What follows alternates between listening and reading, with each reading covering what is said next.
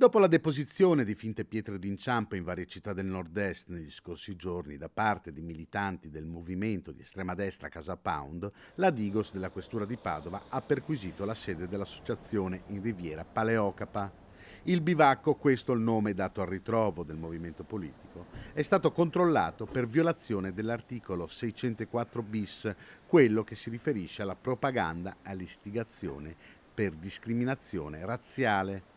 Al momento non risultano indagati, anche se l'ipotesi della polizia è che il gesto avesse l'intento di minimizzare l'Olocausto. Le pietre d'inciampo si trovano nelle strade di molte città e vogliono ricordare i deportati dei campi di sterminio nazisti. Nella notte, tra lunedì e martedì, i militanti di Casa Pound hanno posizionato lungo il listone tra il comune e l'università una targa simile alle pietre d'inciampo con scritto "Per la Palestina e i suoi figli". La targa è stata subito rimossa.